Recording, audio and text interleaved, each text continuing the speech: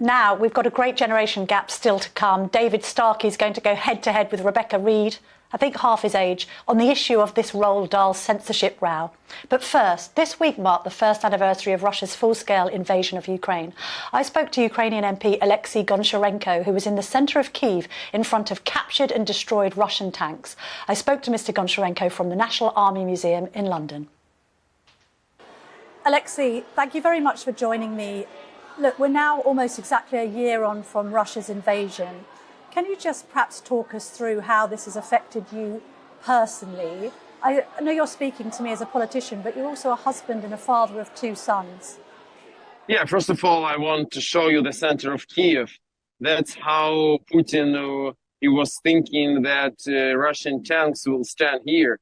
And they are here, but quite another way that he hoped. And that is something which really shows Ukrainian victory and which gives us hope that freedom is stronger than tyranny. Speaking about myself, that was not the best year of my life. To say, I will tell like this.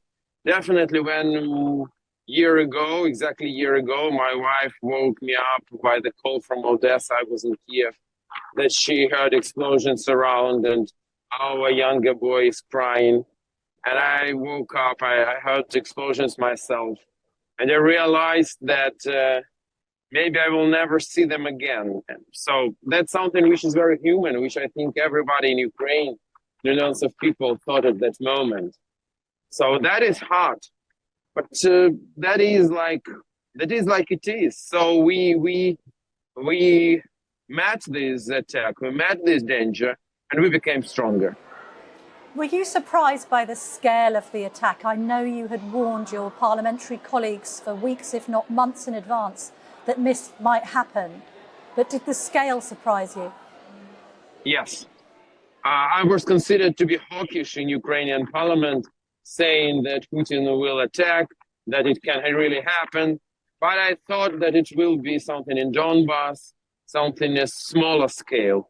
I didn't realize that it will be like this. 10 columns moving to Kiev. This is missiles. This is the remains of Russian missiles which fall on our heads. I didn't realize that it will be like this, but it happened exactly like this. You mentioned Donbass there. Obviously, the invasion of Crimea took place in 2014. Was the West too slow to react to the threat from Putin? Absolutely. Many people are saying that today is February 24 is the anniversary of the war. It is not, because the war started on February 20, 2014. It's already 10th year of the war. But yes, full-scale invasion of 1 year. And this full-scale invasion would never happen if in 2014 there would be much stronger reaction from the world when Putin just violated international law and destroyed international order by attacking Crimea. But the world was quite silent. And the results of this silence we have all today. What do you mean by that, Oleksiy? I mean, we have a full-scale war in the middle of Europe. We have a refugee crisis, the worst after the Second World War. Millions of people displaced in Europe, in the UK, in other parts of Ukraine. Food crisis, energy crisis, inflation.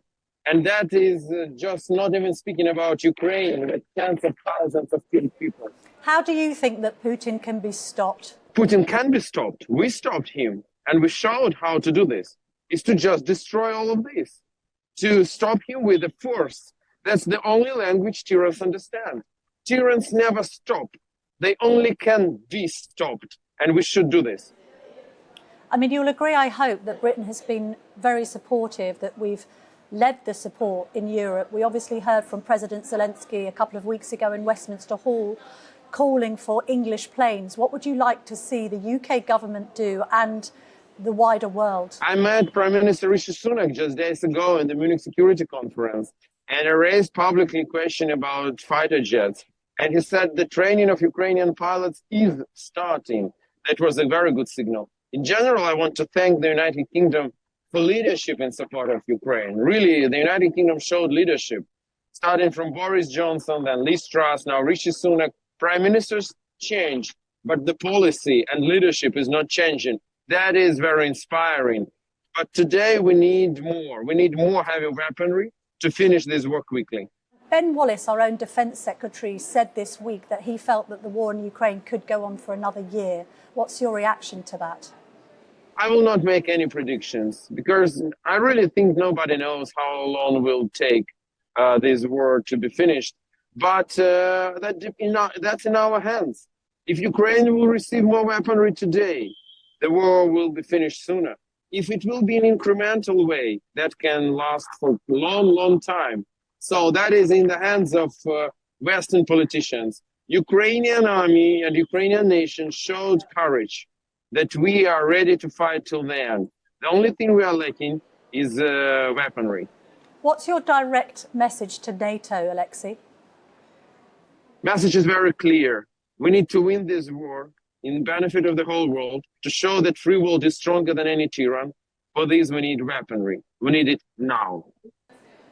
Secretary of State Antony Blinken has recently warned about the Chinese involvement in this, that it might be supplying weapons to Russia. Do you believe that Beijing is already providing this support? And what should the West do about it? I don't know, but I hope that China would be stopped from supplying of this to Putin.